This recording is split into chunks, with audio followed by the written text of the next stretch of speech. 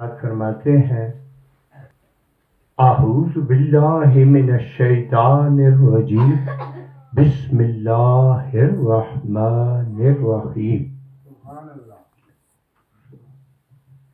وَأَقِیمُوا الصَّلَاةَ صدق اللہ مولانا العظیم اللہم صلی علی سیدنا و مولانا وعلی آل سیدنا و مولانا محمد مبارک وسلم وسلم۔ حضرات گرامی، ایک جملہ ہی تلاوت کیا ہے میں۔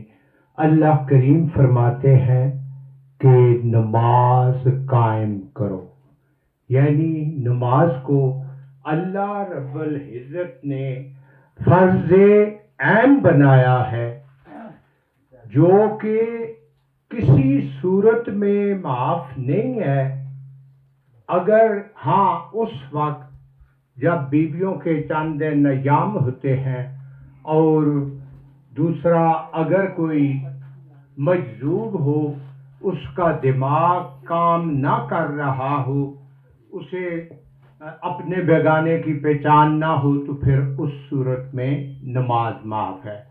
ویسے اگر کوئی کتنا ہی زیادہ بیمار ہے، چارپائی پر ہے، جس طرح بھی، تو وہ چارپائی پر بیٹھ کر پڑھے، نہیں ہو سکتا تو اشارے کے ساتھ بھی پڑھ سکتا ہے نماز۔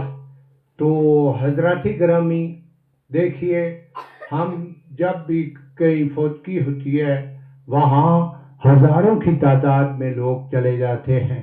نیت یہ ہوتی ہے ہماری کہ ایک تو قرابت داری ہوگی، دوسرا یہ کہ ہم جائیں گے تو پھر وہ آئیں گے۔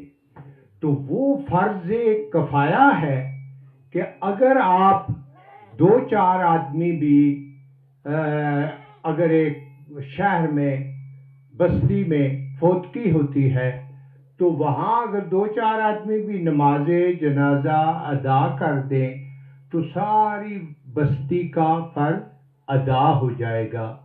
لیکن اگر پوری بستی بھی سربسجود ہو جائے نماز کے لیے، ایک آدمی نہ پڑھے، تو پھر بھی وہ گناہگار ہوگا، اس کی نماز ادا نہیں ہوگی۔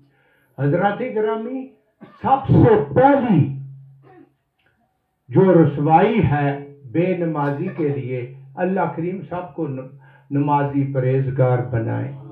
میدان محشر میں جب اللہ کریم جلوہ افروز ہوں گے، تو وہاں حکم دیا جائے گا کہ اللہ کے سامنے سب جھک جائیں۔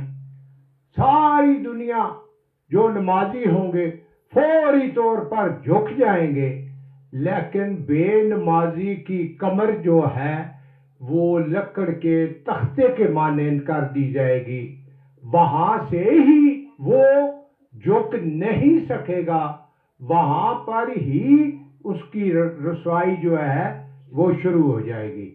تو حضرات گرامی، اس لیے باقی سب کام چھوڑ کر نماز کے بڑے فضائل ہیں۔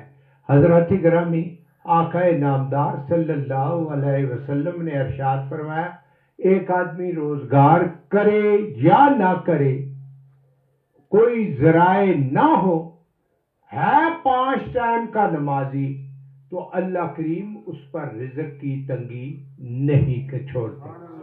اس کے مقابلے میں جو آگے آپ علیہ السلام نے فرمایا کہ زانی جو ہے وہ کتنا ہی مالدار ہو، اس کے پاس کتنا ہی مال ہو، لیکن وہ رزق کی اللہ کریم اس پر تنگ دستی فرما دیتے، اس کی کہیں وہ پوری نہیں پڑے گی۔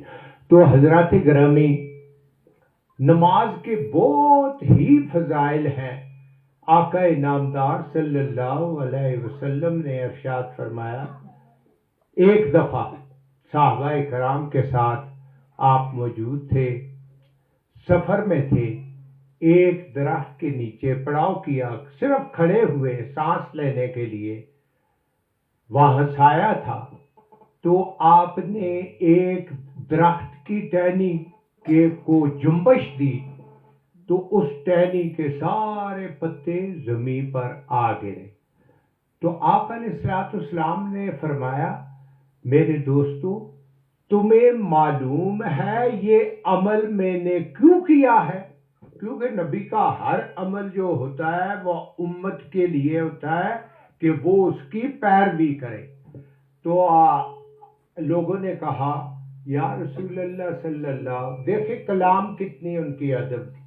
یا رسول اللہ صلی اللہ علیہ وسلم آپ پر ہمارے ماں باپ قربان ہوں. اور تو کسی کو نہیں کہا جاتا، سب سے پیاری چیز ماں باپ. تو اللہ اور اس کا رسول ہی بہتر جانتے ہیں آپ نے یہ عمل کیوں کیا ہے. تو آپ علیہ الصلوۃ والسلام نے فرمایا کہ ایک آدمی جس وقت صحیح طریقے سے وضو کر کے نماز کے لیے کھڑا ہوتا ہے تو اللہ کریم اس کے گناہ اس طرح جھاڑ دیتے ہیں جس طرح اس درخت کے پتے گرے.